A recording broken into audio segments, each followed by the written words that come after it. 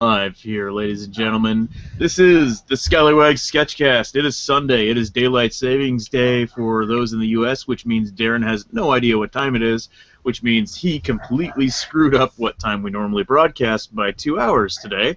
But for this is a special podcast for us because we bring in one of our good friends, longtime friends, the one, the only, Joe Dunn of Digital Pimp. Hi, how's it going? Thanks for having me. Wait, are we already starting? No, my screen share won't show my face, so I'm just showing my face. Okay. Okay. Well, I started. Wait, you started already? Okay. And of course, because I just woke up 2 hours ago, I completely forgot to introduce ourselves, though. We're your hosts. I'm Darren J. Gendron, and my artist extraordinaire partner is the one, the only, Obsidian Abnormal. Hello, everybody. Welcome back.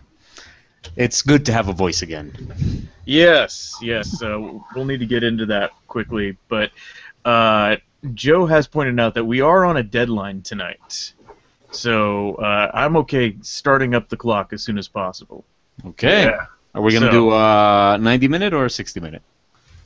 Let's do 90. Unless, Joe? Yeah, I'm up for whatever. 90, okay. All right, so we got that hour and 30 on the battle clock, and go. You still want this to be like a battle show, don't you? I want there to be bloodshed. You do. You have to realize that once you started hanging out with me, it's peace. We are people of peace now. We are? Yeah, we are. But we are a people of a topic. Yes, we are, but Yes. that topic was given to us by the beautiful Joe. And I'm Joe- already regretting it. Joe, what is the topic? Spaceman Pizza Party.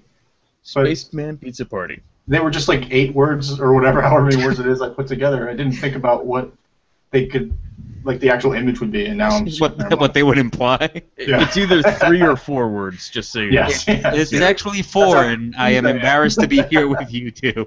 Well, no, a spaceman can be a one-word thing. Pizza Party's hyphenated, isn't it? That's how panicky I am. I don't know. I'm pretty sure. Like, if you look it up in the dictionary, will you find the word spaceman? Can you use it in Scrabble as one word? That is an excellent question. There is a movie called Spaceman that's spelled with one word. There's also a... I would hardly use movies as my guide to proper English. Well, there's also a song by The Killers called Spaceman, and they prefer to spell it as one word.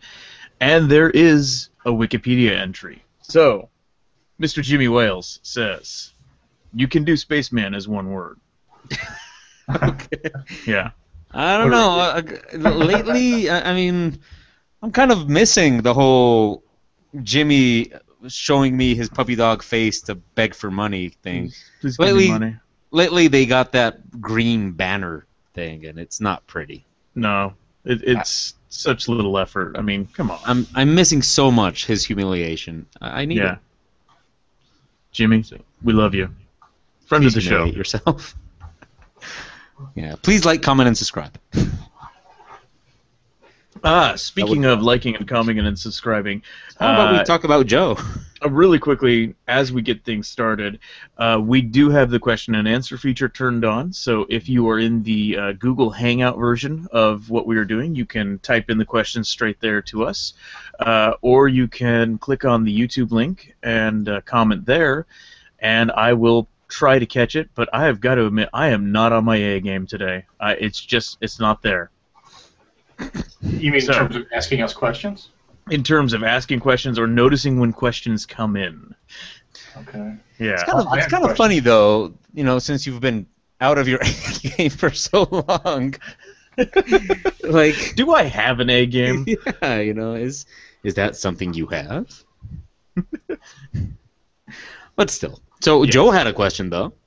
Yeah, Darren, did you move? Where are you now? I am still in Columbia, Maryland, but my wife actually swung by yesterday. She flew in. She's living in Artesia, which is just outside of Disneyland.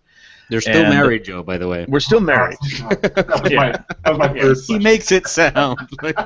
Yeah, we're in the process of a move that is going badly. That is the easiest way to summarize what's happening. So I will be living, like I said, just outside of Disneyland, and right now I'm still living in.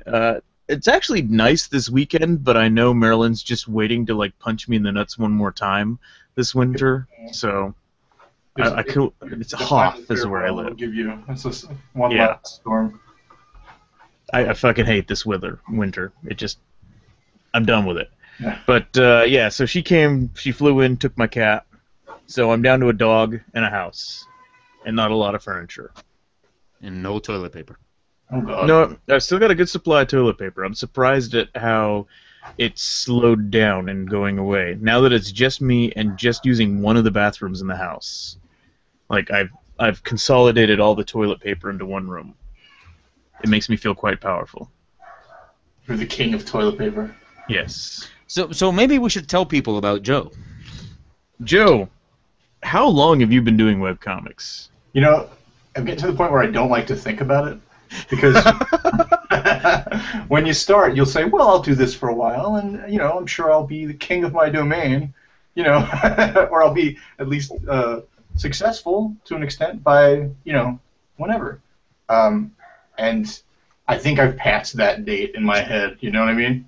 Like, I think I'm going on, like, 10 years, which is nice, but when you start out, you think you'll be the next big thing, and right. You know, you find you're the next big thing of something completely different. Now, what was your first comic? My first comic was called Free Lunch, and it actually started as a friend of the family ran a magazine called The Taste of South Jersey, and he knew I was in art school, and he wanted a comic to put in the back of it. So he just said, I need a comic. I need it to be about food. And I was like, okay. So I sort of created this food critic. And that ran in there until the magazine canceled after about 8 issues. But I just kept it going and turned this sort of like project that I wasn't really interested in into a like 5-year comic about a food critic that was just insane. Yeah.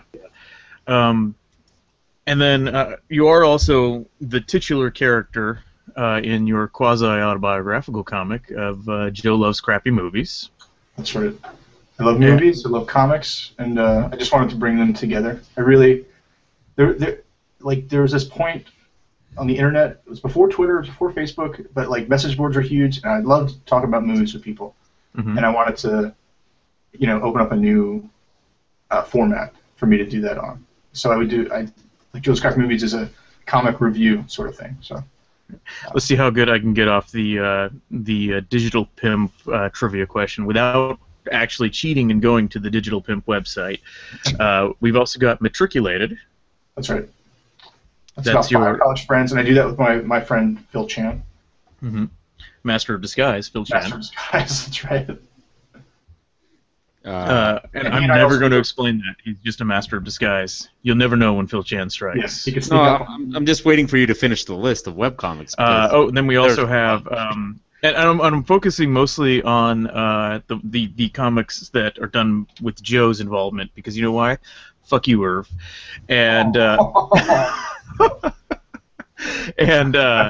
so we got Matriculated, Joe Loves Crappy Movies, Free Lunch. That would also mean another video game webcomic. That's right, also with Phil. And that was sort of, Phil's crazy about video games, the way that I'm crazy about movies. So I was like, let's do this. Let's open this up and give you a platform to sort of talk about video games. And that's been fun. And then Turtle versus Bunny. Oh, right. I didn't even think about that. See, the secret here is I think I spend more time in your booth than you do. I could be, yeah. Yeah, Phil. Phil is more or less your equivalent of me when it comes to doing conventions, right? That's right. Exactly. Yeah. Yeah. So Turtle vs. Bunny is like the tortoise and the hare meets Spy vs. Spy. We did this thing where we ran a race between the turtle and the bunny, and we let the readers vote on who was going to win. And week to week, it would change. Like if Turtle was higher in the rankings one week, then he would get the advantage. And the advantage was usually violent. They were cute animals, but they were doing dangerous things. Mm-hmm. Okay, so Did I miss any? yeah, I was just about to ask. Like, what are we missing? There's one more, and I think it's actually the one that broke me, and it's Mitch Clem's Coffee Achievers. There was a point where I was just doing free lunch and matriculated, and then Mitch Clem, who's the author of a comic called Nothing Nice to Say, he asked me to do the art duties on his comic called Coffee Achievers, and it really opened me up to a whole new group of people. It was kind of cool. But that only ran for 100 strips. But I still have people come up to me at shows about it. And I would love to do it again someday, except I'm busy as balls. Okay, so out of all of these webcomics that we've mentioned, which one would you say is the most successful in objective terms? Not like which one do you like more or anything like that, but which one has like the biggest audience? Which one is your... Well, I think Joe's Crappy Movies, just because it has more, like, people aren't going to be like, where's that comic about that food critic? But they will be like, I love movies. Where's that joke about, you know, you made fun of Twilight or whatever.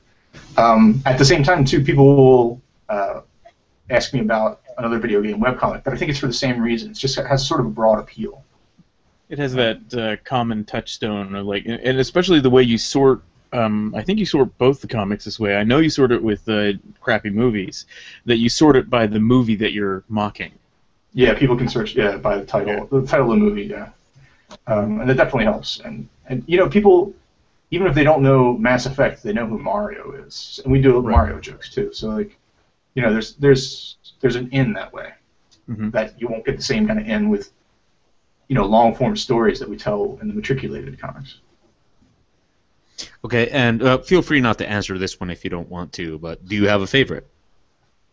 I mean, they're just different comics for different reasons. I mean, I love working with Phil, so I mean, it's definitely, there are benefits to working by yourself and working with other people, and Phil's my best friend, so like, you know, I love working on stories with him, and we do other things too. There's a Fubar anthology. We actually just finished a script for that. It's a zombie anthology that I'll be working on. But I mean, in that respect, I've really come to love Matriculated in a way that I don't, like, I can't love the other strips. But I mean, my heart belongs to Joe's Crappy Movies just because it's completely my voice. It is my brain on paper. Did you just pick all of his comics? No, I picked 2. I mean, it's not like we asked you which one of your kids you like best. Yeah. Well, then again, they are like our baby. You only have one kid, though, right? I have one kid. I have one on the Well, way. who knows? Maybe he doesn't like that one. Maybe he likes the neighbor's kid better. Wait. Back that up a second. I didn't catch that announcement. When have you had one on the way?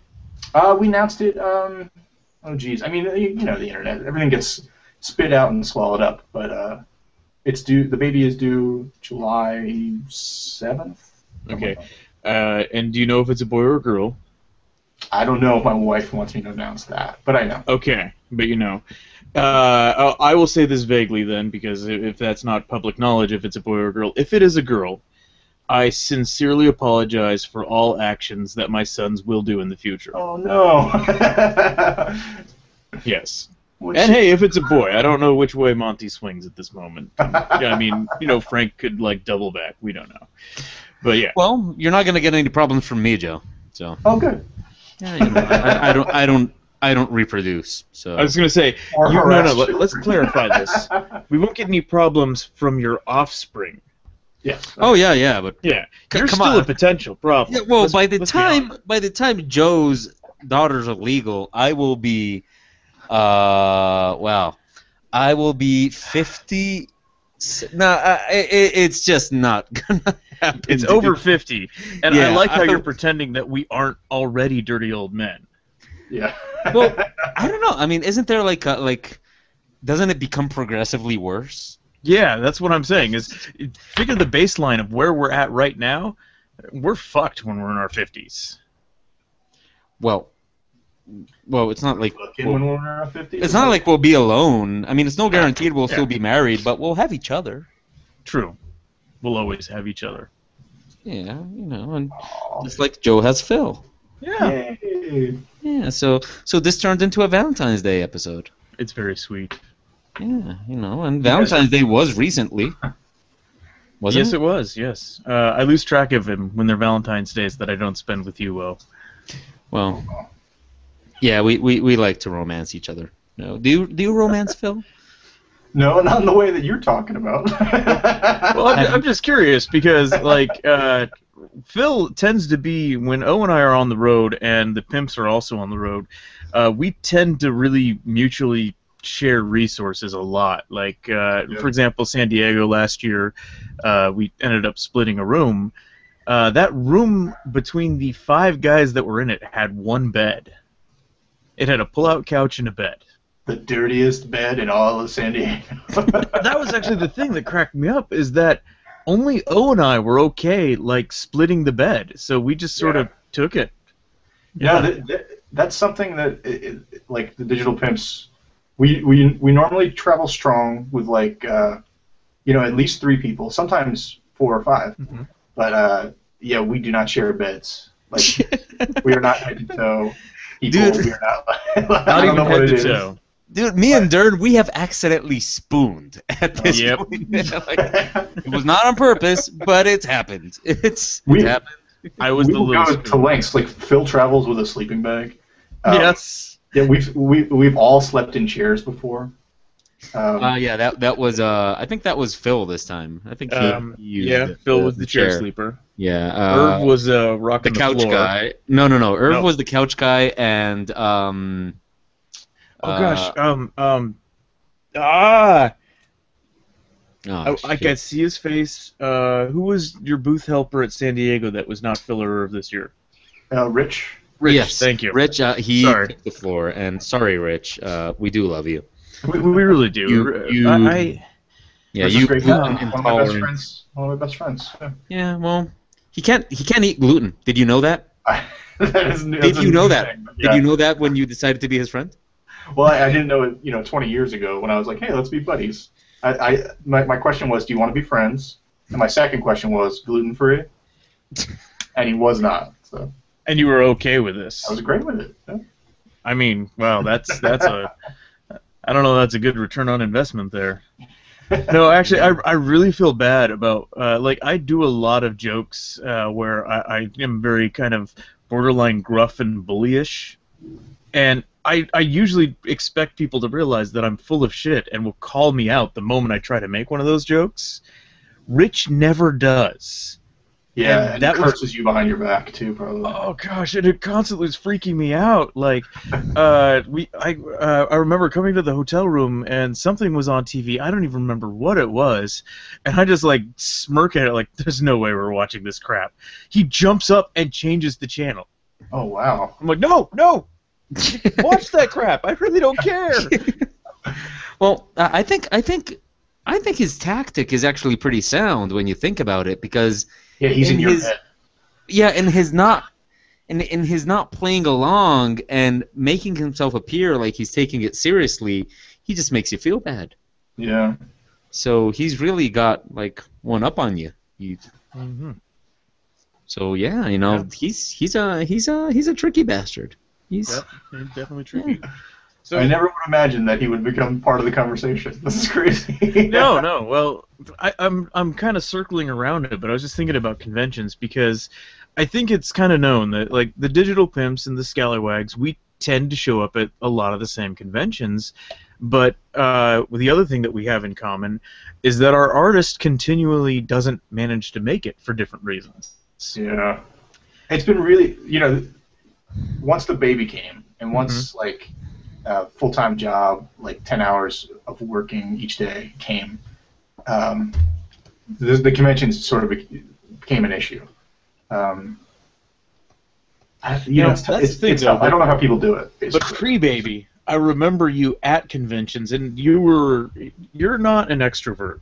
No. I hope I'm not picking at you too much there by pointing that out.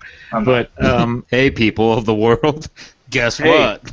this guy's shy. Aww. I'm sorry. It's okay. Who's shy? But at the same time, now I'm wondering. But at the same time, you are one of our favorite people, so Oh, fun. I'm curious as to like which shows are you doing this year, or do you have any idea? I always do the ones that are, the closer the better. So like, I'm in North Jersey, New York area. So I'll be at New York Comic Con every year. I'll be at Baltimore every year, Philly every year, SPX every year. I think I might do Otakon this year. Well, that doesn't help me at all. So that's like the end of our friendship then. Yeah. Okay. Well, it was nice knowing you, Joe. It was, when I told Phil about the baby, because he's usually like the fifth or sixth person that finds out that I've impregnated somebody. Is your wife like the eighth? Yeah. Yeah. Getting that piss test is really awkward without surprising her, but you know. But I told him the due date, which is like July 7th, and San Diego Comic Con is always on like the 20th of July, or yeah, it's a little bit later, yeah, third weekend or something. So I was like, yeah, we're thinking about naming the baby Never Going to San Diego Again, because it's just. Well, that's not true. Like the first few years, they have no idea when their birthday is. My wife does. Yeah.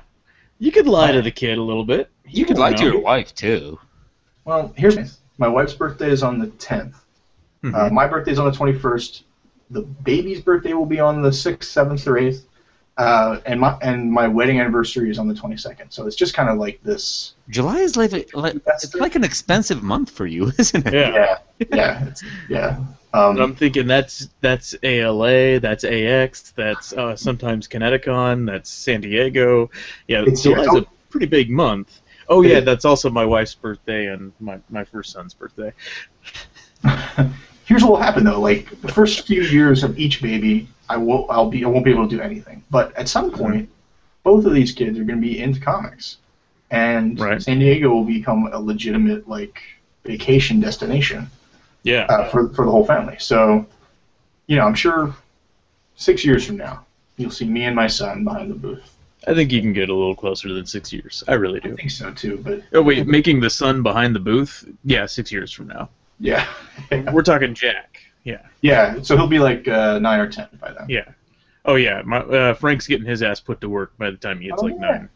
We're gonna use the cute factor. We're gonna make him like sell some damn books. You know what's going to be sad is they're going to make their own comics and they're going to outsell us. And I'm like, fuck you.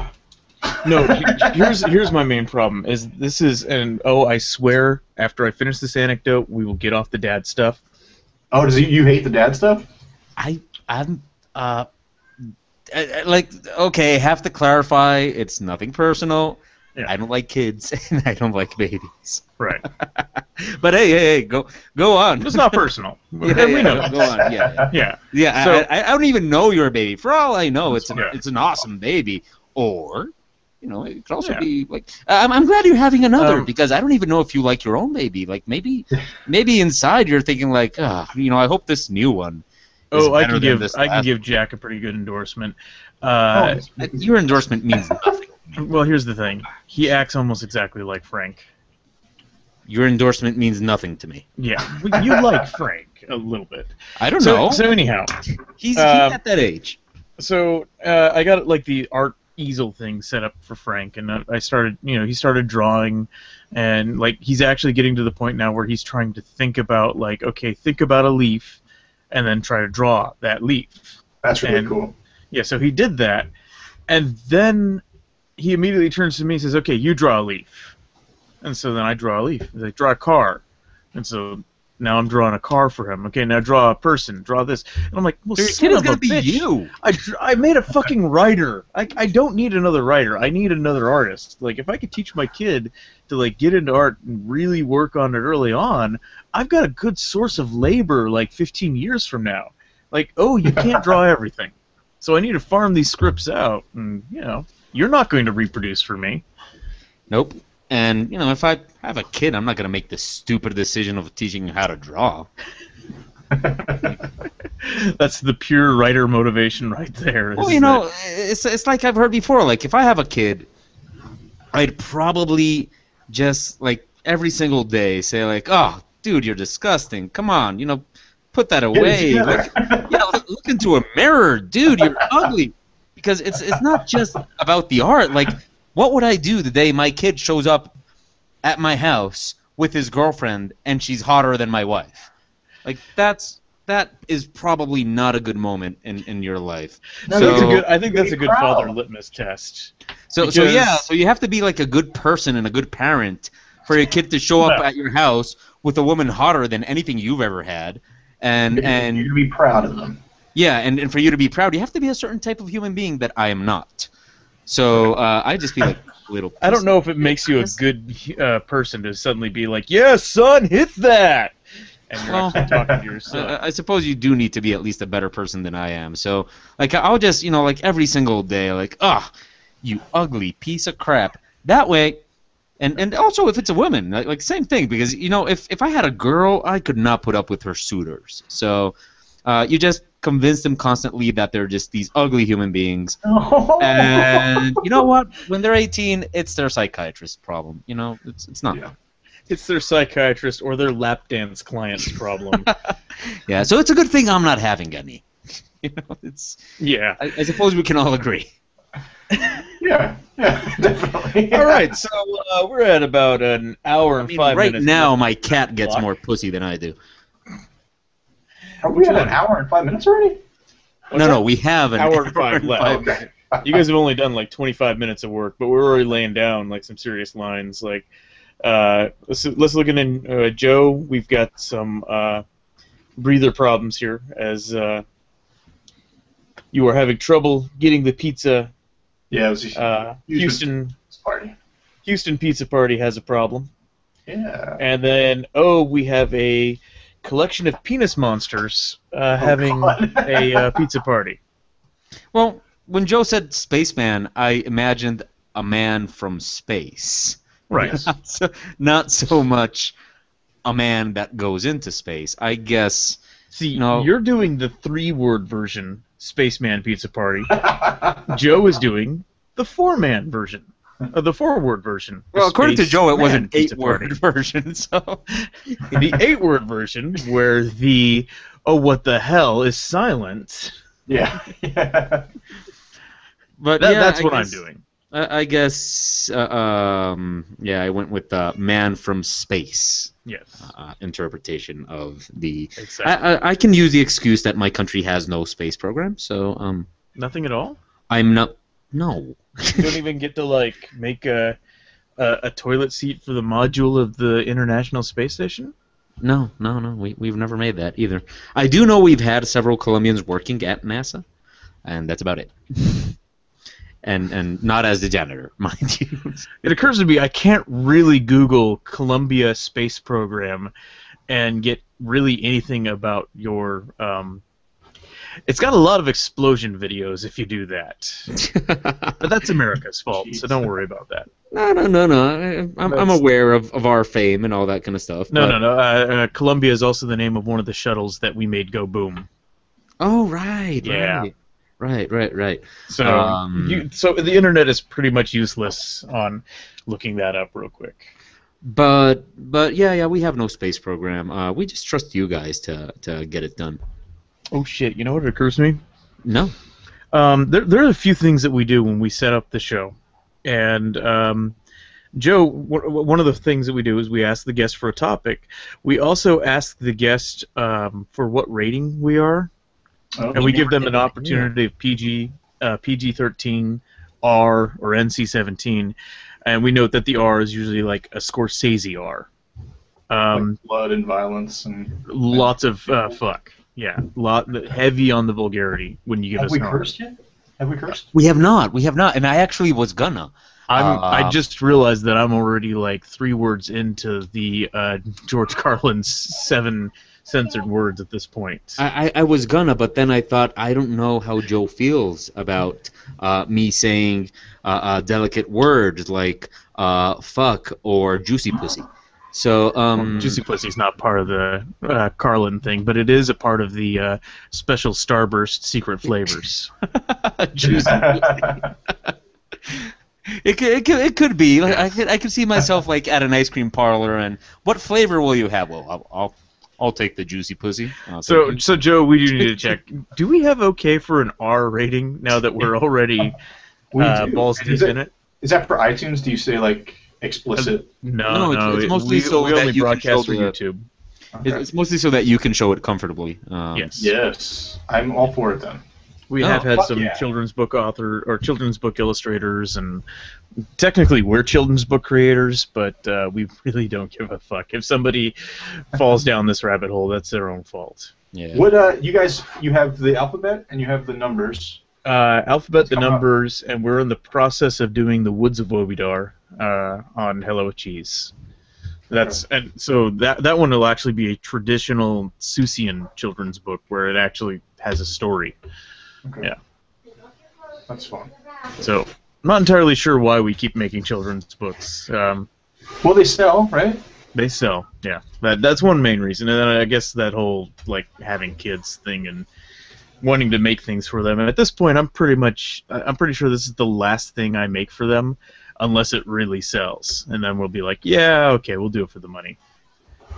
Child's love, nah, got enough of that already. I have none of What that. else do you guys have on the horizon in 2014? Like, what books are coming up? Well, I almost spat out the word that we're actually calling it, but commissioned lately. We've been doing this big gag where we've been doing a storyline over in Commissioned, which we've been calling it The Adventures of Dwarf Elf and Were-Tiger, but the reality is it's The Adventures of Dwarf Elf, Were-Tiger, Human, Lizard Folk, and Fairy. And so we're not actually calling it that. It has a one-word title to it. It's the name of the team, but we haven't revealed the name of the team. This sounds so fucking stupid when I explain it, but in 3 weeks we'll just say, well, we got the book coming out. And, yeah. But funny, like Joe, come on, we're talking about you. So No. so I do have the Joe related question here. Tell us a little bit about your art education. Oh, sure. Inquiring minds want to know. I went to Parsons School of Design in New York City, which is part of the New School for Social Research. And I have an illustrations major. I have a degree, a bachelor's. And I did illustration for a while. I didn't like chasing the money. It's the sort of thing where it's not too hard to find jobs, but it's hard to get paid. Do you know what I mean? Does that make sense to anybody? Definitely. Yeah. It's hard to. I don't like bothering people for a check, and I found that I was doing that very often. So I ended up getting a job in the apparel industry. I work with children's clothes, so I'll draw like butterflies and choo-choo trains all day. Mm-hmm. And that's not so bad. They treat it too seriously though. It's like these are butterflies. Like I don't want to stay here till 8 o'clock drawing butterflies, and that happens sometimes, and that's kind of a pain. But I'm happy to work. I'm happy to draw and get paid for it. So. Like every now and then you do leak out like a rejected illustration that you've done at work, and like the quasi designer in me, like we've made a lot of T-shirts at this point. Like I'll look at the design and like, what the hell's wrong with that? Yeah. I mean, well, it's an industry like any other industry where everyone has an opinion, and some people are just gonna have their opinion. Mm-hmm. Yeah. Well, opinions are like asses. Yes. Everybody has their own, and nobody thinks theirs stinks. It's funny because that is was the first joke in my comic Free Lunch. Really? And, yeah. I mean, that was the punchline, and I didn't write it. I submitted a joke, and the guy said, "What if this is the punchline?" And I'm like, "Okay," because I didn't care. It's just like whatever. But yeah, that's funny that it came back around. I always wonder, like, are there other versions of that idiom? Like, at what point do we get to, opinions are like assholes. Some people just like to have theirs licked. It's like, what? Like my opinion. Oh, God. Nothing else? No? No, not really. No. Hey, don't take it bad. You don't think I'm funny either, so. Opinions are like assholes. You'd be surprised what some people put bleach on. Oh, God. Yeah, no, nothing. Nothing? No, sorry. All right. Opinions are like assholes. Oh, you're I gonna like keep on mine trying. tall, Okay. dark, and handsome. Yeah, he's gonna keep going until he gets one. I know there's fertile ground here somewhere, but somehow everything just keeps coming out like shit. Yeah, no, you're just gonna have to quit while you're, No, you're not ahead, but just No, quit. nowhere near ahead. No. Just quit. Yeah. Yeah, All right. Well, that's been the Sketchcast. Right. Sore Oh, loser man. Darren Gendron here, people. I'm gonna take my cast to go home. By the way, change the name of the channel, dude. I'm working on that, but apparently What's the name of the channel? it's currently the Darren Dirty J. Gendron. Yes, I can't God. convince YouTube to move all our old videos over. So it has been curious at this point. I do want to remind people that if you have questions for us, or opinions, or assholes, you can submit them through the Google Hangout, or you can comment. And it looks like we just actually got a couple comments. Sitter's Bane would like to know that opinions are like assholes. Some should be inspected regularly. Yeah, that's a good one. I'm going to say yes. Yours. Oh yes, that is definitely better than mine. Yes, I'll agree with that. Anyhow, that's a question. That's not even a question. but that was a comment. He's just playing along, and that's good. Okay. Yeah. Yeah, he's just showing us his asshole. That's all. He's presenting. Yes. Anyhow, we do have a question from a Mr. Zuniga. Oh, And okay. he says that he is working on his own webcomic, but it's been difficult to find an idea that will get us motivated enough to make a comic, but also interesting enough for people to actually read it. Any advice on how to come up with an idea or theme for a webcomic? Wow, and today you have the opinion of not just me and Darren. Today we have the opinion of another webcomic veteran, Mr. Joe Dunn. So why don't we let him start? Yeah, I would say the most important thing when picking a subject for a webcomic is to pick something that you're interested in, because you're going to end up telling jokes forever about it. You'll start, examining it from all angles, and if it's not something you're interested in, it will show in the quality of the work. That at the same time, if you're someone that likes to explore new things and be challenged by the unknown, then pick something you don't know. I don't know much about politics, but if I wrote a comic about politics, I'm sure it would be very interesting every day to try and find jokes. I'd go out there. And... I was just about to say, look at the ego on you. No. What? No. For a moment there, it sounded like you were going to say, I'm sure it'd be very interesting. Yeah, it would be fascinating. No. I mean, I'm sorry, this is it would a be- Joe motherfucking Dunn comic here, people. No. Fuck you. No. It would be interesting to me to go out there and to find oh, I didn't know this, and I would learn something, and then the comic would still be terrible. That's where I would edit that. Okay, now he tries to be humble. Oh, no. Don't Fake mind me. humility does not suit you, Joe. So, Darren, you want to go? There was something that I did. I did find my little nugget of smarmy response that I do in it. So I'll put the serious pants on. When it comes to making a webcomic, and you're worried about finding something that's interesting for you, if it's interesting to you, my honest advice is don't worry if it's interesting to other people, because there are other people. Unless you're into asshole metaphors, people will be interested. Someone out there will be interested in something that you're interested in. Yeah, there's probably a convention for it somewhere. Yes, and well, we actually found CatCon, I call it CatCon, but a series of conventions. It really wasn't surprising, Darren. For cat enthusiasts to get together. I mean, I don't know why you were so surprised by that. No, I love the fact that it is a global effort, and there seems to be one in every major city, and there's one at least every other week of cat enthusiasts having a convention. Like, they don't have a big monolithic cat con, and I think they need one. But anyhow, do what you're interested in, find your niche, and your niche will find you. Yes. Well, just to show you how we work together. My thoughts were actually going to be pretty much what Darren said. I would add the whole I would emphasize the whole, if it interests you, don't really worry about if other people are going to be interested, because one of my favorite phrases in my life is every turd has its fly.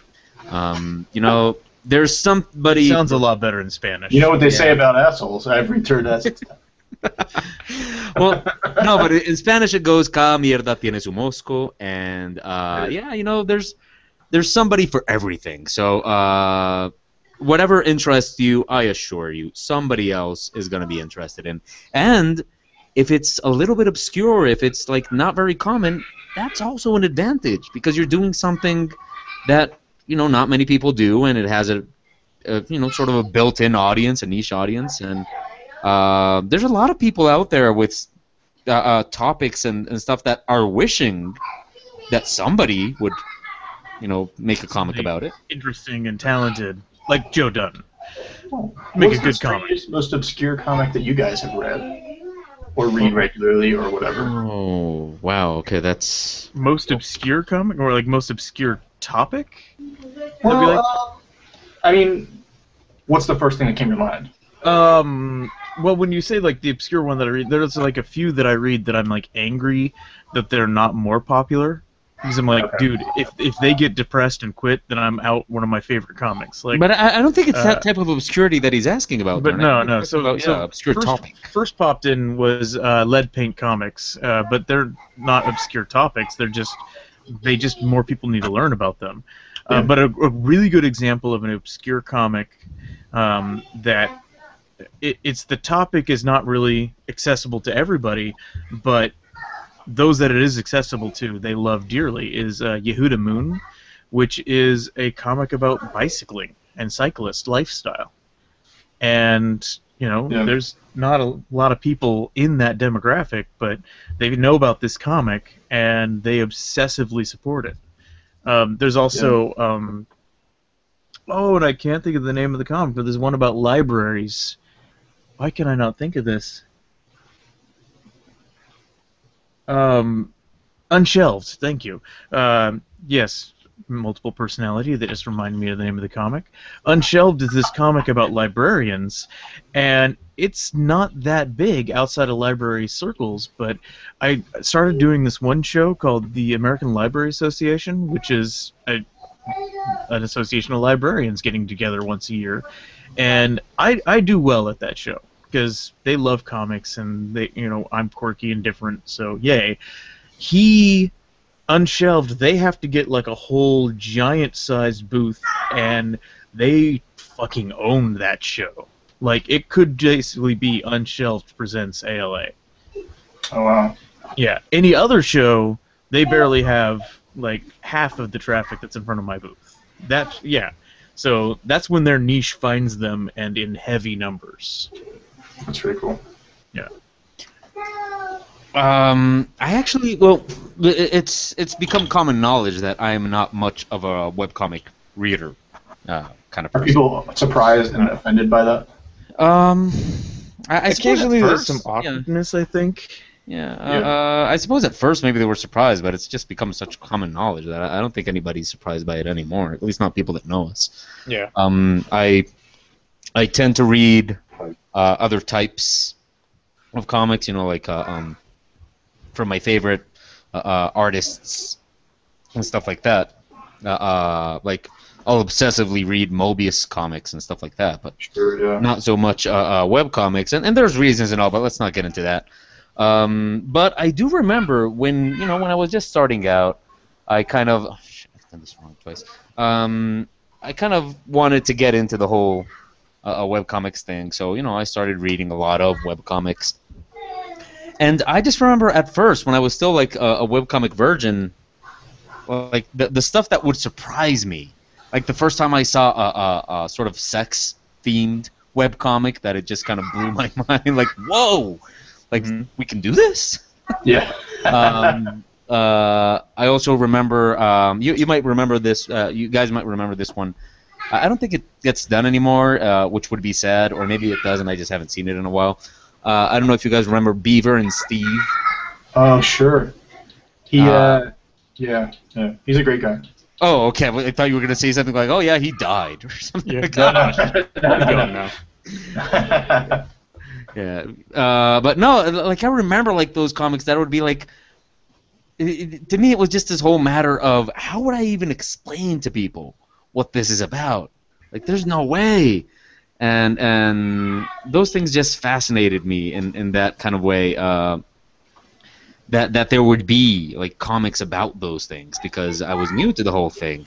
In that regard, even like Joe Loves Crappy Movies, I remember when I found it along with Theater Hopper, Right. and it just blew my mind as well. Like the whole, wait, so like I can make a comic about reviewing movies and just make that into a comic? Yeah. And that kind of stuff kind of surprised me a little bit, even though like right now it just seems like perfectly normal to us. At that moment, it did kind of surprise me that you could just make a webcomic about anything. You really can. Yeah, It's so exciting. that's a very extended answer to Mr. Suniga's question, but yeah, you can just make a webcomic about anything you want. You'll find an audience, unless you suck. Which, I mean, if you suck, you suck, and that's another Are we problem. saying that Mr. Zuniga sucks? I've actually, he's my student, Yeah. but I've actually never seen his comic. As a student, he does not suck, and I'm not saying this because he's listening. Okay. But we honestly know this. Like, I've demanded him to be flunked and passed multiple times over the past month. So yes. but yeah, I can testify to him not sucking as a student, but he does complain a lot, though. Okay. Does We're being a teacher make you a better cartoonist?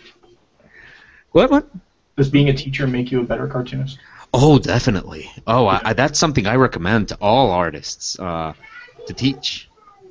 It keeps you very mindful of the basics, and that's one of the things that happens when you like get some experience. A lot of people just forget about the basics, and you can never forget about the basics. So being a teacher really keeps me grounded, and it always keeps me practicing like the basic stuff, and I love it. I hope to not stop ever. Yeah. I'm admiring the fact that I think you guys are using more or less the same shading technique right now. I've been noticing this over the past 15 minutes. What's the technique? What do we do? Just the way that you guys are like adding the layer, the way that the layers are being added in, the palette selection early on. Like, you're using different palettes, but there's definitely a similarity in the technique, and it's also amusing to me that I don't normally see this, but your timing is also roughly the same pace as well. Well, Joe's pretty quick. Yeah. I mean, he has to be. He does like 1,000 webcomics.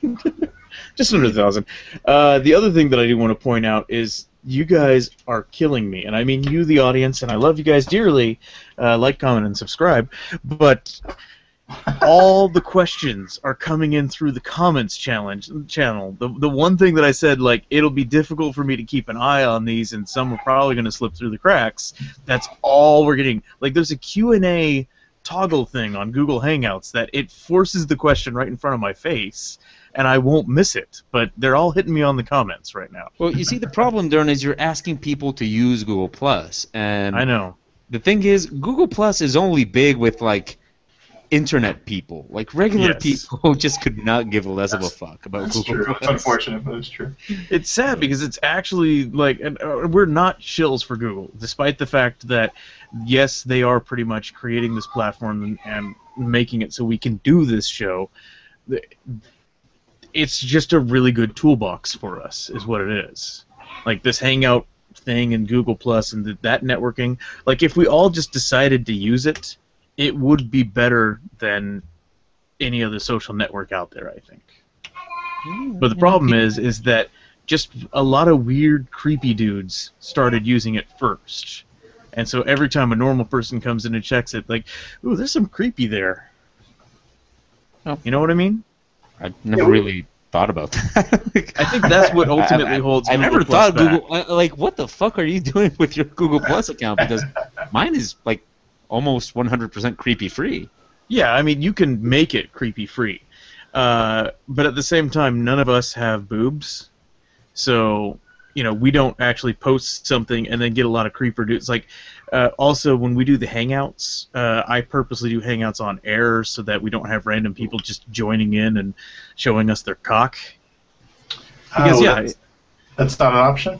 That's not an option on this. You're disappointing hangout, Joe. No, I'm sorry. Yeah, I'm out, guys. I could have been seeing cock this whole time. Yes. So anyhow,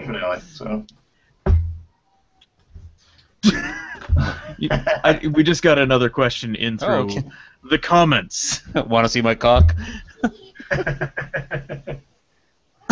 Okay, apparently I'm being told that people are having trouble. I turned this on. Why does that say it's off? Okay, so we will just be taking questions through the comments today. Just a special feature on today's show. We've decided to turn off the Q&A off for some reason. Darn. I am not on my A game, man. This year. This entire year, January, February, March, it has just been not with you guys. I'm so sorry. And wait a minute, what? And I'm not even on the Hangout page. What's wrong with me?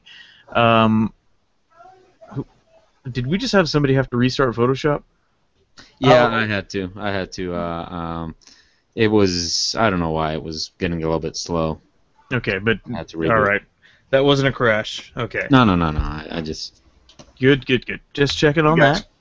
Do you guys crash during these often, or have somebody crash? Just that would have been a show first. Yeah, it hasn't happened yet, but I think my computer's asking me to give it some love pretty soon. I'll probably be giving it love in a couple of months. Okay. Now, as I was saying, we do have a question. The question that came in through the comments, as we're asking you guys to only ask us questions through the comments on the YouTube channel, he's noted. This comes from Mr. Zuniga, who is, as we noted, is working on his comic, but he doesn't have a writer yet. And so they thought they could write the principal characters ourselves. Is that good, or should we write about totally other people we? Oh! I'm sorry, I'm misreading this. They're thinking about making it either autobiographical or make it about other people they don't know. Any advice on this front? Given that we actually have. Wait, are these other people they don't know like real people they don't know? I'm guessing they. Because that's what it sounds like, doesn't it? just put Tom Hanks in your comic as Tom Hanks. Everyone loves Tom Hanks. Yeah. Everyone loves Tom Hanks. I jokingly say that because I actually do have a comic script that's in my file that Tom Hanks is a recurring character in, just to be Tom Hanks as himself. But let's narrow it down and say. Is it better to go with autobiographical characters, biographical characters, or fictional characters? And considering that we actually have 3 creators on the show today who have all been autobiographical, who have used some biographical and some fictional. Well, Joe? I would say that there's definitely a benefit to doing it about yourself, because you, one way or another, the character is going to end up being part of you anyway, or part of you will come out in the characters, I think is what I want to say.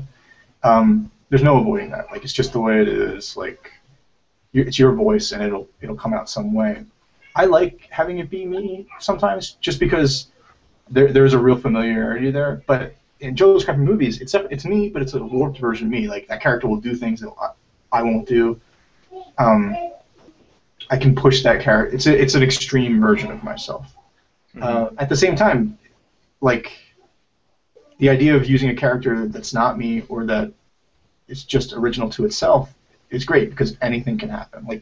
I'm not going to die in my comic, but if it was a character that's not based on me, that character could die at any second. That's what's great about comics. Or storytelling, rather. So Joe, the conclusion is Joe just wants somebody to kill. I wanted somebody to kill. And you initially launched your comic with you as yourself, and telling a lot of your actual life things, Yeah. but then you also had some characters that were based off of real people. Yeah, that's the thing. Commissioned at first was about me, but the friends that showed up in Commissioned were also my actual friends. And it became a problem. It did become a problem because friends come and go. I'm sorry if this doesn't sound like very optimistic, but you never really know, like, if the friend you have right now is going to continue being your friend. And in fairness forever. to you, Commission has been around almost 10 years at this point. Yeah, it's the Joe Dunn limit of the Joe Dunn threshold. No, threshold is it? Yeah, threshold. Yeah. It's the official Joe Dunn threshold of failure. After 10 years. If you put 10,000 hours or 10 years into something, then you failed. Oh, crap. Oh, God. That is the best version. If you put 10,000 hours into it, you fail. Just, I like that, like, the antithesis of the 10,000 hour theory. Yeah. Like, the 10,000 hour theory is like, if you put 10,000 hours into anything, you can achieve mastery of it. Yeah, you're a master. But if you're not getting But paid, if you do it, you failed. you failed. Yeah. According to Joe Dunn.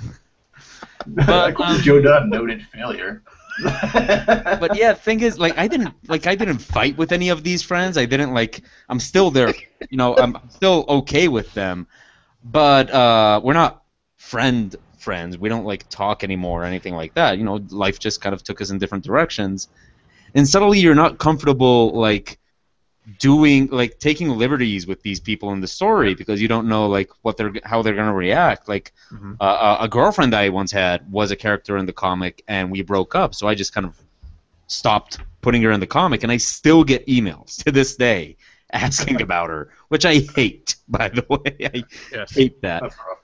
In fairness to the audience, we don't have a characters page or an FAQ that requests people not send emails. Oh no, and I don't hate the people that send me the message. Yeah. I mean, it's okay. It flatters me even in a way. Like, yeah, you like my character and you want to see what happened to her. Mm-hmm. But the reality of it is she was a real person and I hate her. So why would I keep drawing her into my comic?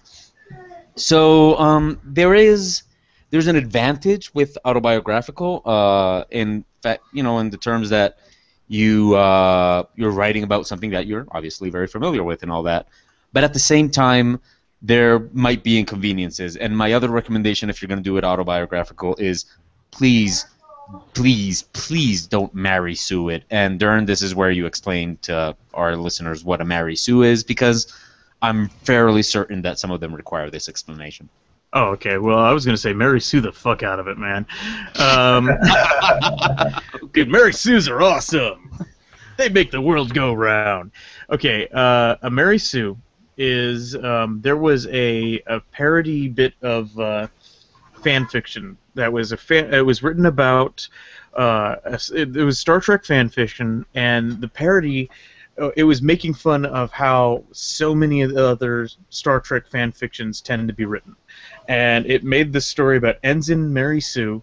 And it had her be the youngest ever graduate from Starfleet, and she immediately gets assigned to the Enterprise, and everybody loves her immediately, and she gets promoted up so quickly and never faces any real challenges. And it's so obvious when people do this that they're young, they're writing something about they love, and they make themselves a character insert in their story. And that's the motivation of their character, is they want their life to be so nice and perfect and happy. And I think there's something almost therapeutic about being a Mary Sue or writing about a Mary Sue. But if you actually want to be a writer, no, that's terrible. That's not good, interesting storytelling. Like, when you're writing an actual arced out drama, comedy, whatever it is, every good story comes from a good obstacle. And if you're someone like George R.R. Martin, then that obstacle will horribly kill everybody, and that also makes for a good story. Yeah, it's nice to know about Mary Sue though, because I'll find when writing children's cartoon movies, I will sometimes, instead of I won't even give my character my version of myself the punchline, because I don't want to have him be funny. or have him be like. You don't want to be the super awesome guy that everybody loves. It's Joe Dunn. Exactly. So more often than not, I'll end up making my character the butt of the joke. Yeah. But. I was gonna say, like, when we say that we're autobiographical with what O and I do now, when like I show up in, first off, whenever you've inserted me as a character in commissioned, I have never had any writing control over those scenes, nor have they been even loosely based on reality. That's not true. Okay, loosely. With Hello with Cheese, when I'm actually writing it, again, there's this weird. It's weird how sometimes we write it and it's actually like verbatim how stupid we're being at that point, but we're very selective when we're picking which transcripts to turn into comics, and it tends to be when we're at our dumbest. Yeah, not when we're actually sitting down being helpful. Although no, we've given good advice, like how not to get confunk. That was when we did a guide comic, and that had me in it, like giving actual advice. But then I'm pretty sure like at one point drew me naked in that comic, just apropos of nothing. Well, I like you naked. Yes, Yeah. I know. Yes. Well, I think one of the things I would definitely give as advice if you're going to make an autobiographical comic is make sure that you are capable of making fun of yourself. Do not, like that is, it, and above all else, do not make fun of other people if you're not able to make fun of yourself, because that is very, very important. And the other thing I would recommend is try to never make fun of stuff you hate.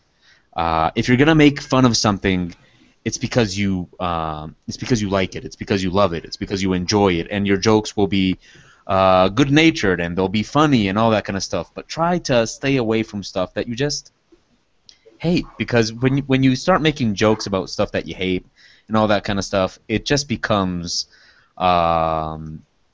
it just becomes mean. It just becomes this whole webcomic about you blurting out your opinion about something that you think people should hate along with you, and that's that's really not that's not that good entertainment. It's not really that fun. It just becomes like this mean-spirited thing.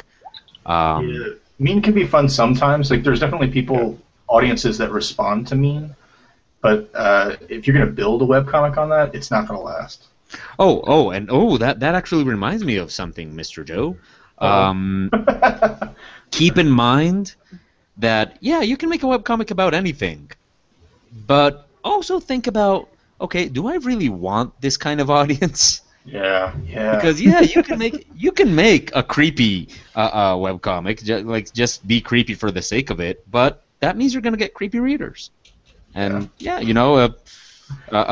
maybe you're creepy. That can happen, but that doesn't mean you are ready to deal with creepy people. Maybe creepy is just a part of you. It's not your main part. It's just your creepy outlet.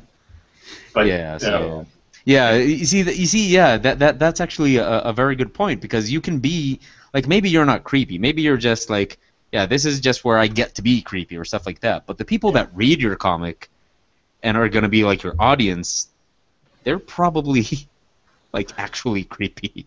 And so you can make an active choice, like, I will never interact with my audience. In that case, consider a pen name. Yeah, that's true. Yeah, if you're going to go that full creep, go pen name and just recluse. But this actually takes me to a question I could ask you guys, and it's, how do you feel about that? How do you feel about authors that choose to just like never, under any circumstance, interact with their audience? Because I've seen that not so much in webcomics, although I've seen it like a few times, but like I've seen it on YouTube channels where like the channel creator just will not take any sort of comment, will not take any sort of interaction with his audience. And how do you guys feel about that?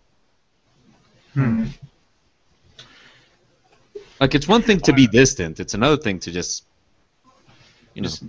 It's difficult for me because a lot of for me personally, that's not why I got into storytelling. For me, A lot of it, and I know this sounds a little hokey, but a lot of it has to do with the shamanistic tradition of being the storyteller, which is not just telling a good story, but it's sitting at the fireside and having everybody pay attention to you because you're telling a good story.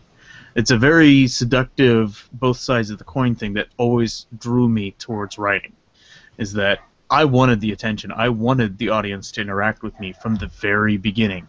Like, that was one of my prime motivations to writing and telling stories.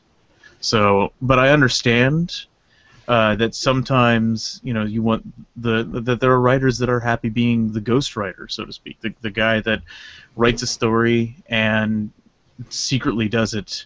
That being said, I also, you know, I personally also write occasionally under a pen name and completely anonymously. Like, I will never publicly admit what my pen name is. It's Testy McGee. Well, it is and yeah, it's, you know, it's Testy McGee, people. It's content that I write that has absolutely nothing to do with what I do normally, and so the audience that I love hanging out with, you know, some of them might also be interested in what my pen name does, but I would rather they only find the stuff that my pen name does by accident. Yeah. Yeah. You know, in lesser-known circles, Dern goes as J.D. Salinger. Well, there's that too. Faking Faking my death was a pain in the ass. Like, how great would it have been if J.D. Salinger actually was like a pen name for somebody, like, it secretly the whole time was Hunter Thompson, you know? When he was just actually feeling like writing sober. That's what he wrote like. No, he just eventually said, I will go by the name Stephanie Meyer and write my opus. No. I'm ready to write my masterpiece. With my real name. Let it come to me. And so he did. Inspire me! Oh, homoerotic werewolves and vampires that we do, not in a non-Christian way, but really kind of not. It's weird. I like getting likes. Oh, okay. Wait. What do you like? No, I like. Okay, all right. Okay, wait. We do know it's a matter of public fact that you do love crappy movies. Well, that's not where I was going with this, but okay. Okay, I was go with that. Yeah, I was I'll afraid double if back. you're gonna come out as a Twilight like fan. Are you a Twihard? No, I was gonna say that I enjoy getting you know, likes on Facebook or like, you know, likes on Instagram when I post some of my art or one of my comics or something. But I've had people like on Facebook saying, you know, where can I get one of your prints, or like, you know, how much does it cost to buy this? And I'll just turtle up and not say anything. Like. And Phil is just off in the corner screaming at you at that point. Yeah, pretty much. In fairness, I've seen O do the exact same thing. Like, I'll occasionally spot it in a Twitter conversation that's like 2 days old, and I wasn't paying attention the day it happened, and I'll just be like, oh! Thing is, I don't know if it happens to you, Joe, but you see, I'm not here. It sounds weird, but I'm not here to sell. That's Dern's job. You couldn't even have like, oh well, talk to Dern about this. I'm not in that mindset, and I'm pretty sure it happens to Joe as well. I'm not thinking about that. I'm thinking about the art. I'm thinking about the next artistic challenge. I'm thinking about how, you know, what I'm gonna do next. Not about that's your job. Well, I would say I'm a little bit of both. I'm just bad at dealing with people. Oh no. Okay, then you suck, but I. I'm that extrovert or that introvert you guys were talking about earlier. Yes. You're okay. I don't want to embarrass you too much, but this is one of my favorite Joe convention stories. And I don't like the way it's starting, but okay. You can blame Phil for this one. When he first started like training you to actually admit that you're Joe, you had the business cards, the handout for Digital Pimp, so that, you know, people can go check your website later. And at one point, you actually, this is according to Phil, you threw the business card on the table in front of the person, sort of quietly grunted, and then turned around so that they couldn't face you. He swears this is what happened. He swears on his kit of accurate movie disguises that this is what happened. That is an exaggeration for humor. We used to give out stickers all the time. Yeah. For free, just to sort of like just like to get people to closer into the table. And the idea is you hold out the sticker, the person comes in to get it, and then you engage them properly. You try to grab their other hand and make contact, and then you just hold it and you stare. Yeah, you lick their hand. Yes. That's how we claim all of our fans. And they love it. Okay. They love it. Yeah. We've licked so many of them. So, you do this 100 times a day. You hand out the card, you say how's it going, or you get to the point where you're just like free sticker, and you don't engage. You just get. Oh, so you just slowly give up on it, is what you're saying. Well, there was a point where someone came in, I gave out the sticker, but I wasn't ready to talk to them. Like I was ready to give them a sticker, and I just took a step back. I didn't turn around, but I definitely took a step back, like a big step back. I was in another person's booth at this point. Did you or did you not like put a booger on the sticker before you gave it? Well, I put that on all stickers, but that's a trademark. That's how they stick. Come on, how else do you suppose they would stick? That's why they're called stickers. So yeah, we can put glue on the back of them. Actually, that is the other thing I did want to point out to you is that how often do you get this critique of Joe Loves Crappy Movies in that lately you haven't really been watching so much the crappy, you've just been watching like the popcorn blockbuster. Or are you saying that that's the crappy? Well, a lot of people would say that is crappy, but like, I see. There was a point where I decided, like, well, I'm going to start reviewing films that people want to see, not just like focus on crap. Because I would end up reviewing a bunch of movies and people like I never heard of this. I'm like, well, it was out. I didn't make it up. But they really big on the film festivals. But they want to see. They loved it in France. They want to see comics about the sequel to 300 and Transformers and all that crap. So, I made it a priority. Okay, what is, and I'll probably ask this, like, what are the 3 worst movies that you have felt obligated to go to out of a duty to your comic? To go or to up to 3. Review after. I don't know. It's not. I always, whenever someone asks me what the worst movie I saw is, I always say The Wicker Man, because when I left that movie, I was violently angry just at how bad it was, just really upset. I don't know why. It's not like I had expectations or anything. It was just kind of like we're supposed to, accept that pile of garbage. And I've since gone back and watched it and found this will not stand. Found a kind of love for it, but that's not the point. It grows on you, like a bonnet full of bees. Once you accept that he's full on batshit bananas crazy. Cage is in that movie that like the character or Cage. Cage. No. I mean the character he's playing or the man playing. I mean yes and no. It goes to you got to give credit where credit's due. Yeah. He's insane. Okay, I have 2 questions actually, Mr. Joe. Okay.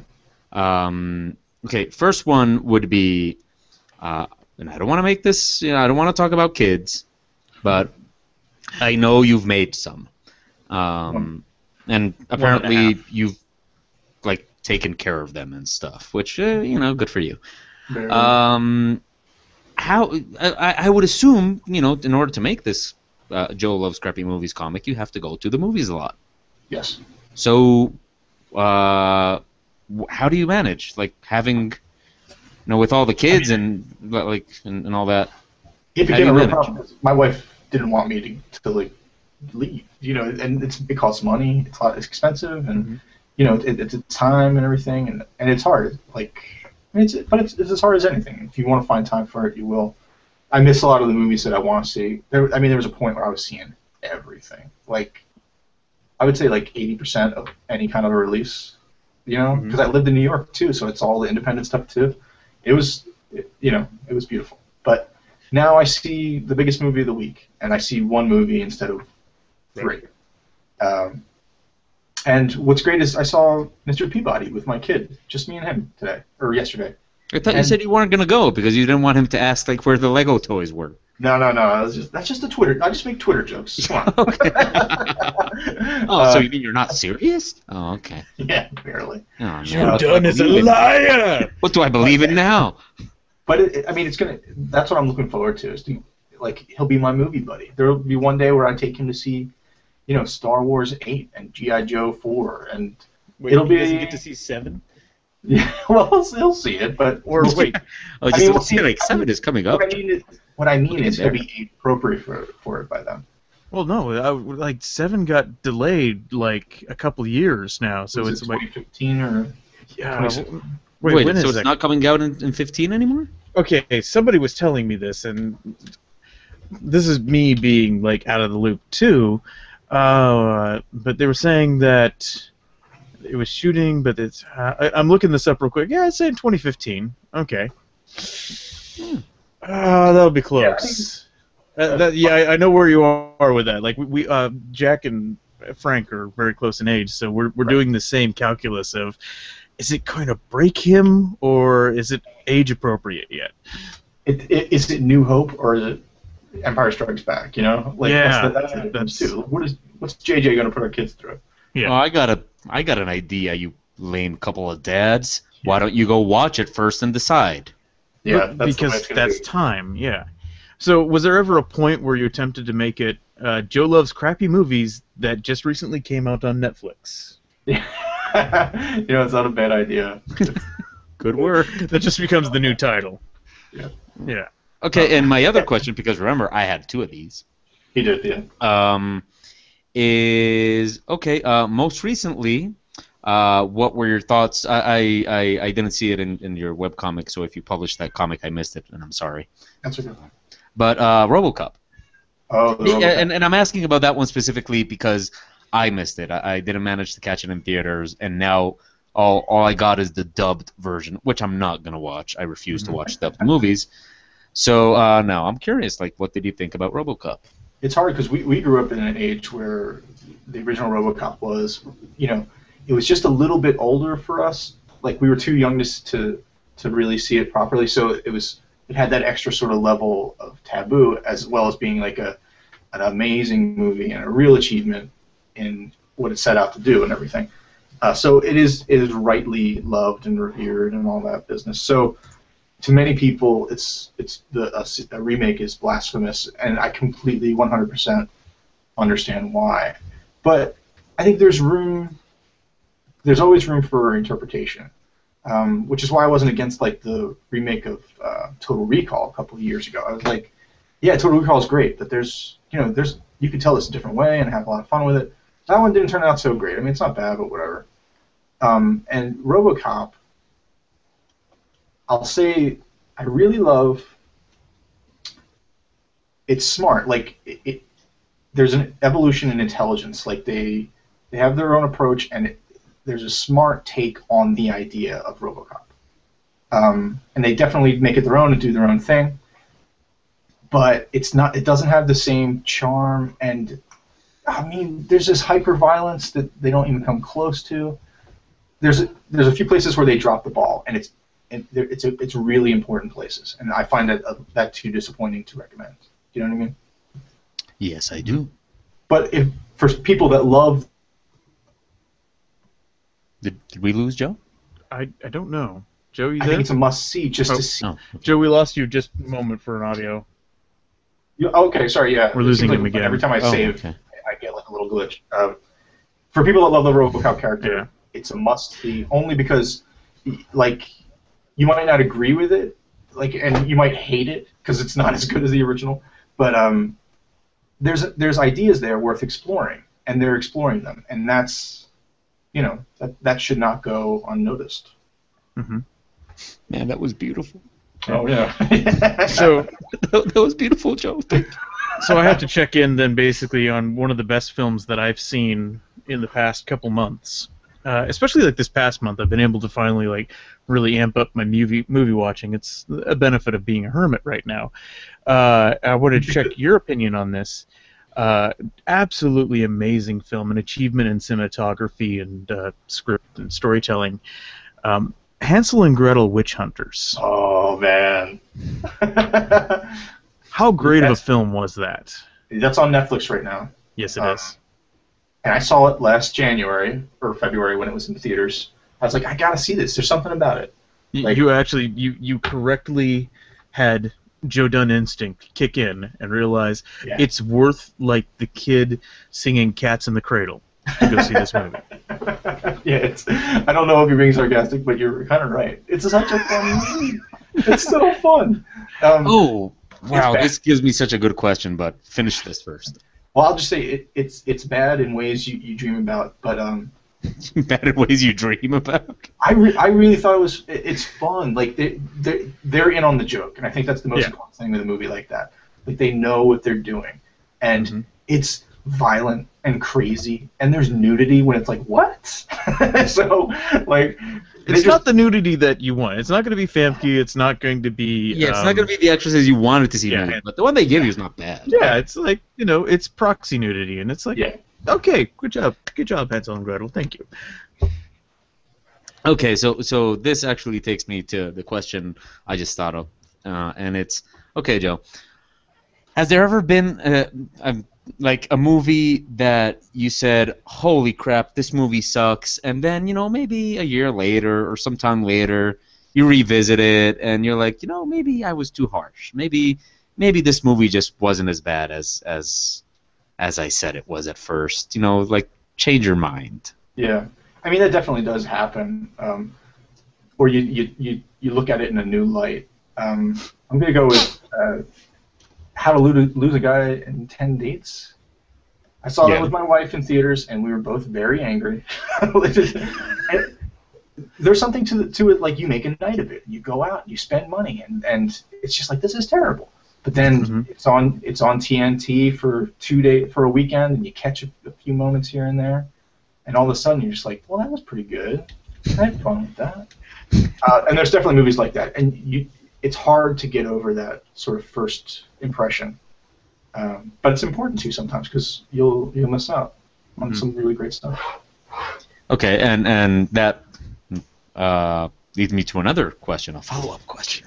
Just for the record, we did have another question come in. Oh, okay, you should have said. Okay. Get your follow-up in first. Okay. We've got 10 minutes of drawing left. So you guys movie that everybody hated. But I mean, I'm not talking about like movies that just made a fun joke or something like that. But movie that everybody else hated, and you're just sitting there going like, I kind of liked it, and not obscure movies. For example, if you secretly loved Battlefield Earth. Oh, you suck. That's what. Oh shit! Did I actually hit the nail on the head? This happens all the time, where I'll love something and other people will hate it. And I do a podcast with the other two movie webcomic guys, Gordon McAlpin and Tom Brazelton. We do a movie review podcast, and we talk about movies, and it would most often be them hating on a movie, just slamming it, and I'm just like, I'm stuck defending it, and it's like it's too much weight to carry on your shoulders, especially for movies that are terrible, because people love to hate, and it's way easier to be clever and smart when you're slamming something than when you love something and you're trying to praise it. But the answer is Battlefield Earth. It is. Oh my gosh. I don't love it. I don't love Battlefield Earth, but I don't have as much a problem with it as people do. There's a couple things that really get to me about that movie. I think there's a point where they're like, we got to learn how to fly these planes. I love that part. And they're all, it's just like they're like cavemen, like talking to each other. And not one of them tries to push the joystick up to crash the plane into the dirt right away, and like, don't do that. They have a training simulator and they have books or whatever, but they're like, we got to learn how to fly these. And the guy's like, how long we got? He's like, we got about 3 weeks. And they're like, no problem. It's like, fuck you. You're not going to learn how to fly a plane in 3 weeks. But if you correct those little things like that, Battlefield Earth is a fun, adventure, sort of like, it's really trying to be Star Wars, that sort of thing. There's one. That's what they wanted. They wanted it to be the Scientology Star Wars. Yeah. I do remember one moment where they go off about how they initially mistook dogs for being the masters of humanity, and I was always tickled by that moment. But overall, I don't know, man. I don't know. No. I'm not trying to convert anybody. Okay. Yeah, you're gonna go Tom Cruise on us. Yeah. Start jumping on couches, Yeah. Well, this is a talk show. So, yeah, this is a talk show. So if you start jumping on our couch, it's not. Yeah. That was totally unexpected. I was going to say, I think that I have a movie that fits in that niche, but I'm debating if it actually is as much. But clearly, because I love it, I don't think other people hate it. I would say that would be like Waterworld. Yeah, it's the same kind of movie where it's sort of like accepted as terrible, but I mean, it's like, hey, it's not really so bad. not. There's some good stuff there. Yeah. Yeah. Well, I would have to agree on Waterworld. But the thing about Waterworld is, for me, that when I watched it, I already knew that it was supposed to be like really bad. So when I watched it, it wasn't so much that I emerged saying like, I liked that movie. It was more that I emerged saying like, it wasn't as bad as I thought it was going to be. Well, supposedly the worst part about it was the budget that people kept going off about. Yeah, which has that's not the movie. And I was like, I kind of want to see what a $200 million movie looks like. And I saw it in theaters the first week it came out.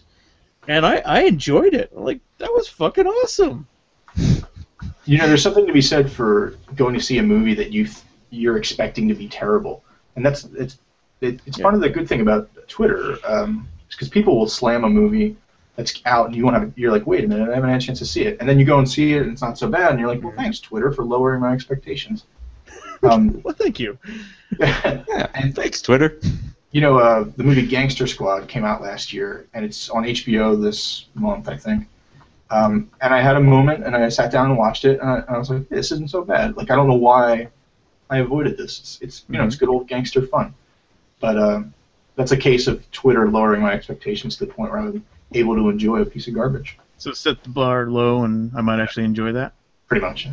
By the way, one of my favorite things about Waterworld is I'm pretty sure that's the one where if you rewatch it now, you'll be like, it's under the list of movies where you get to say, what the fuck, Jack Black? Yeah. There's like a whole list of movies that are what the fuck, Jack Black movies. Yeah. Never Ending Story 3, Mars Attacks. Also, the Gene Hackman, Will Smith espionage one.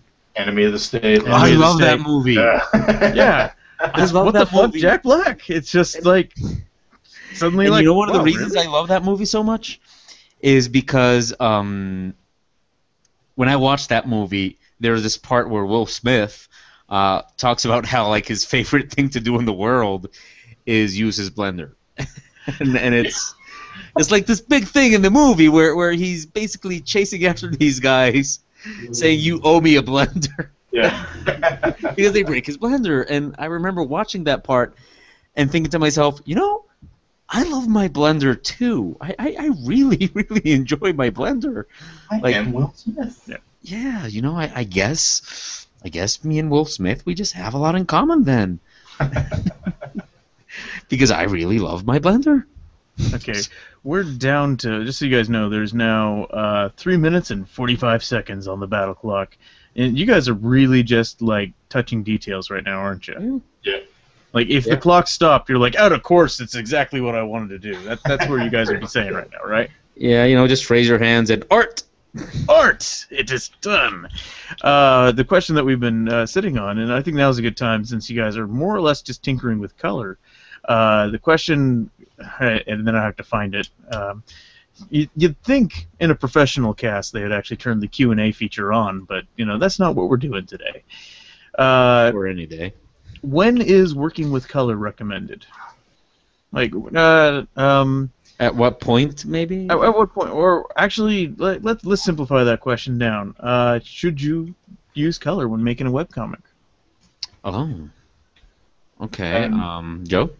Yeah, I would say yes, but I mean, there's factors. If time's an issue, then no. Go black and white. As long as the writing's am I saving and getting glitchy? Yeah. Can you guys hear me? We can't even see your screen right now. It decided to give up on. It kept your audio and gave up on your screen this time. But I mean, black and white's good for time, but I think. Yeah. Real quick, black and white's good if time's an issue. Okay. But if I had the choice every time, I would use color. I would use. Oh, sorry. No. I think we got it. Yeah. I think that is the decent answer. Is Okay, that good. any time that you strip down the art more and more, you had better make sure your writing is good. Or if your writing is not so good, crank up your art. I might have a little different take on it. The reality of it, though, is, and this has always been my way of thinking about it, if you're in a comic shop or you're walking through a convention or you're looking at an ad online, good art will make you, quote-unquote, pick up the book. Like, first off, a good cover makes you open it, and then good art inside makes you actually read it. Good writing makes you buy the second book. I actually have my opinion. It's not so much different. It's I would say make it an absolutely 100% artistic choice. Just whatever you want, whatever you think works better for your art, make that. Don't necessarily go with whatever's I don't know, easier or anything like that. Just, however you feel you can make this image look better, go with that. And the thing is, a lot of times your best choice is going to be black and white if you are a black and white artist. There's some artists that are just beautiful in black and white, and you can do that. Or maybe you look better in color, or whatever you can manage to make look into the best webcomic you can make, go with that. So that would be kind of my advice. Just make it an artistic choice, not so much a practical choice. Now that you say it that way, it makes me think that I will often use color as a crutch. Like I recognize that. Like, I'll do my line work, and I'm like, well, this doesn't look that great, but I know I can fix it with my colors. And then I'll go and I'll do something that needs to be black and white, like the Fubar anthologies that I work on, and it will really push my art in a different direction and make me, push myself. If that makes sense. So you guys know that was the timer going off there. Yes. All right. So artists, are we actually done? I think that's. Yeah, I think that's a wrap for me. Yeah, that's how serious we're taking the battle clock right now. Did you guys finish? Did you put a little bit more time on? Are you good? Yeah, you good?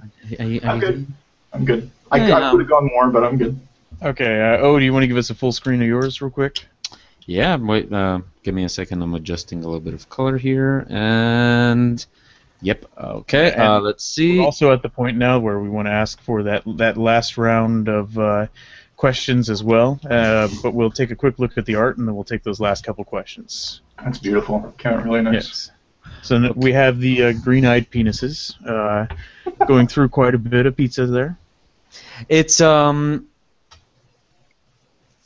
okay. First of all, like I said at the beginning, when Joe said spaceman, I went more with man that comes from space, not so much man that went into space. So you really focused on the man part of it, and you made the most manliest body into a monster. I get that. That works. Can we say that these are also just men that went into space? They're just from a different place? Yes. No, I agree with this. No, I fully agree with this. I just like, putting out they're one-eyed monsters. Oh, they're men. Yeah, they're a bunch of dicks. So they're not eating the pizza. They're more like intrigued by this food that humanity seems to be so big on. Like what is this pizza thing? And I just kind of wanted a fun little examining the pizza kind of situation there. And then they go and eat the humans. Yeah, sure. Because the pizzas are in the humans, so you get it's kind of like when you stuff a pig. Mm-hmm. All right, and Joe, can you put yours on full screen, and then I'll toggle over to your camera, because if I do it right now, it'll just give me an infinity. Okay, there we go. He was cheating. Really. You were cheating and looking over at the Google Hangout, so it creates like this infinite mirror look if I click on you now. So now we have what actually happened to Ben Affleck, Sandra Bullock. George Clooney's character after spoilers. after he floats away into the abyss. Yeah, he found pizza on the moon. That's pizza. Yeah, Things worked out for him. It was good. Right. I think what's interesting watching O work now, like we definitely approach this differently. Like I feel like mine is like a cartoon that's been colored in, whereas I feel like you've reached a point with your art where you're painting. Like you're really like it's not like cartoons filled in. These are painted illustrations. Do you know what I mean? You know, if you say stuff like that to him, it's just gonna make his ego bigger. No. But yeah, that's actually kind of what I've been trying to get to at a certain point. I had this kind of artistic crisis about a couple of years ago because I took this online course with a concept artist whose name I won't give because I mean I'm not gonna make him look like a douchebag, but he basically told me like over and over again like paint, don't draw. Yeah. And I had this kind of crisis where I was like, but you know I've always drawn, so now I can't draw. Now I have to paint. You know, so what happens with all my drawing and stuff? And I mean, he wasn't being a douchebag. That was just probably what he believed. And it took me a while to kind of come to terms that you know I can do both. You know, you don't have to quit drawing. You don't have to. There's kind of like this whole exaltation of people that think that line work is like very amateurish, and that like the next frontier is doing images without line work. Mm-hmm. And I eventually kind of came to terms with that and decided, okay, you know what, I can actually do line work and paint, and they don't have to be mutually exclusive. Yeah, I'd like to think that I'm training myself to get in that direction with like even colored lines and like getting crazy within the details of the coloring. But I really, in the way I use coloring as a crutch for my lines, I use my lines as a crutch for my painting. Well, the thing I've always liked about your lines is that there's a lot of them, but they're part of the whole texture and thing. Like, Dern, do you have it on his image right now? Oh, I can flip over real quick. He doesn't have it on his image, but yes. Well, could you show us your image, Joe? Like this is something I've always liked about your artwork, and it's that if you look at the lines are kind of meaningful. They're not just like lines containing the image, but if you look at it, you'll see, for example, in the nose, like the way you draw a nose and around the face and all that kind of stuff, it always has these lines that add a lot of texture and a lot of character to the image. I remember a while back you used to do like noses and the nasal fold or however you call it would be like this spiral thing. Oh, sure, yeah. And I always thought that was kind of like very charming and stuff because it's like the line work is very much a protagonist in the whole image and all that kind of stuff. Mm-hmm. And it was actually kind of fun, you know. I've never seen you work live before, so that was a lot of fun. You are very quick, and I do like a lot the way on the suit it kind of looks like an ink wash in certain parts, like. Oh yeah, I mean, I dumped some textures in there and stuff, but like, I mean, I'd like to think some of it is the coloring, but like I have a texture layer that I can just take off, and yeah. Do you have anything to say, Dern, or are we just boring the fuck out? I'm letting you guys go through this.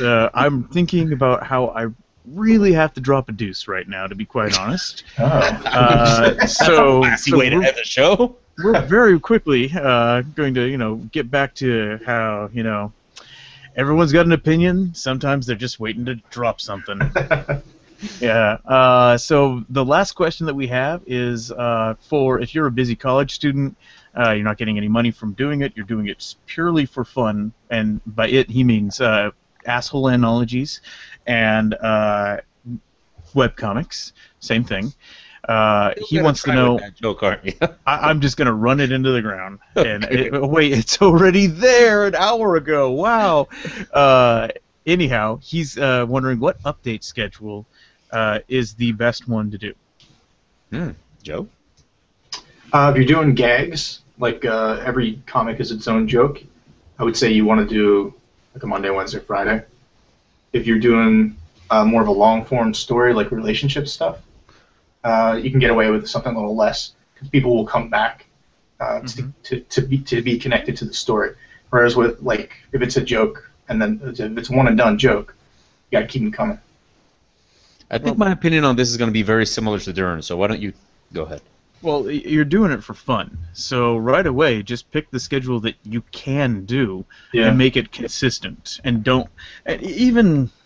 I really hate saying this when they purposely say, "Well, I'm doing this for fun," but try to make it so that you're not missing updates. Because if you're doing it for fun, but you want it to become something bigger later, early on missing updates, you're not going to build a solid audience. But if you're doing it for fun and you don't care if the internet even finds it or not, just whatever works for you. But if you're doing it for fun and you're doing it with, you're saying that you're doing it for fun and you want to do it for business, then you got to do, I think, at least 3 updates a week, and you got to really never miss those updates. I see a lot of gag comics, they really start to take off. Hello with Cheese briefly was 5 days a week, and that was a bit of a grind, and it's weird that that's sort of become our for fun comic. So we've actually dialed it all the way back down to 1 a week right now while we take care of a lot of personal issues that I'm having right now, like moving cross country or nearly dying. So we, sort of slowed that one down. But commissioned, we definitely said, this is our business, this is our shingle on the internet. It's coming out 3 days a week, and it is never missing an update. The thing I would add to that is drawing a webcomic is very much a learning experience. So never postpone it, if I did that pronunciation correct. Postpone. Okay, postpone it. Never postpone it to that mythical, like, when I'm good enough point. Just get started with it, post it there, and you're going to learn a lot along the way. I'm pretty sure if you look at my first comics, and I'm pretty sure if you look at Joe's first comics. Oh, you can find my first comics too, where I'm actually drawing it. Difference from what you see right now and what you see back then. So there's a learning experience right there, and don't underestimate what you learn from keeping an update schedule. That really, commissioned has been going on for 9 years and a half right now. It has never missed an update, and that really is part of what I've learned. You just kind of learn to handle your time and your schedule. You learn how long you take to draw a page and all that kind of stuff. If you're constantly missing an update, or you're just updating whenever it's done, you're not going to learn that part, which is essential. So time management is essential. So I would say, choose an update schedule that you're comfortable with, but stick with it and don't underestimate what you learn from sticking to a schedule. I would say. Deep thoughts. Yeah, definitely. Somewhat educational and inspirational today. Clearly, this is the fault of our guest, Mr. Joe Dunn. Wait a minute, Joe. I just noticed something on your image. Dern, can you switch to it? Uh-oh. That is an 8-slice pizza, and I only see 5. So where are the other 3 slices? Maybe we have another 4 minutes. Sandra Bullock. The answer is Sandra Bullock. Yeah, what happened to the other 3 slices? Who did he give them? There's one there. Oh, you're just gonna add them? That would actually be kind of nice. No, Joe. No, those are zeros right there. The battle clock says those are zeros. No, I was kind of hoping for a story about where he put the pizzas. See, it's either writing or art. Yeah. That's what we got. All right, thank you, Joe. Is there anything that you would like the lovely listeners of our show, which, again, very good audience today. I almost think we should, oh gosh, should we maybe even look into moving the show permanently to this time slot? It's worth looking into. But anything that you'd like our listeners to check out? Just go to digitalpimponline.com. You can get all my stuff there. That is digitalpimponline.com. That's right. And this was a ton of fun. I was nervous about it, but it went great. It was fun. Don't worry, we'll have you back. Great. We're okay with that. Is there anything that you'd like to pimp for the people?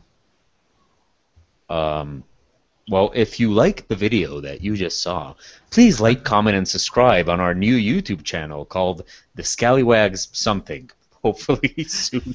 There is a Scallywags International YouTube channel that is being put together, and we hope to have it active in the next few weeks. Yes. In the next few weeks. Oh, There's a lot of things on my plate right now. So yes. Of course, you can always check us out at commissioncomic.com. And Dern, is next week the week that we don't do a sketchcast, or is it the week that give me a second. I don't have the calendar up on me. You'd think I would have had that ready so I could actually announce. Oh no! Next week we have a guest. We have a sketchcast all ready to go. We're not going to announce the guest because we'll tell you in a minute. But no. Next week's guest will be Finny Chan. She's a brilliant. Finny Chan is a very brilliant, talented artist. She's formerly of forthewin.org. I have her new site in my email, and I am desperately trying to find that really quickly. But we'll pimp her. Oh yeah, we'll pimp her next week. We'll talk about her. She's an amazing artist, and I think you guys you're in for a treat next week. I mean, not like this. This week was just like assholes. Oh, all right.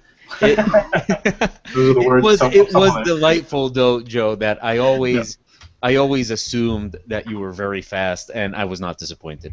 Oh, yes. Good. Yeah. That's what she said. Aww. Surprisingly, I think that's actually pretty good. You. Like, think about it. If she says it that way, like, I always assumed you were very fast, and I was not disappointed. Yeah, that didn't take very long. It's like if you're a male gigolo, and that review, that's a 3 out of 5 star review. That's a 3 good solid stars. Yeah, you didn't last very long. That is so hot. We are at our deadline right now, so I am going to pimp my own personal what I feel I should be pimping. Ladies and gentlemen, Hansel and Gretel Witch Hunters is available on Netflix. Nice. So I strongly recommend you guys check that out. Oh, and later this year, like April or May, Prince is coming out with a new album. So yes, Prince, I know you're listening. We love you. Thank you, buddy. We'll definitely give that album a spin and give it our honest review for you. You know, we believe in you, Prince. Yeah. Keep on being a filthy bastard. Keep on preaching. Keep on preaching, Papa. That's a completely different artist. Yeah, that is. I'm sorry, Prince. I know that was insulting. But Madonna wants to be you. Okay, that's been the Sketchcast. Be sure to tune in next week, and we'll keep being the Scallywags.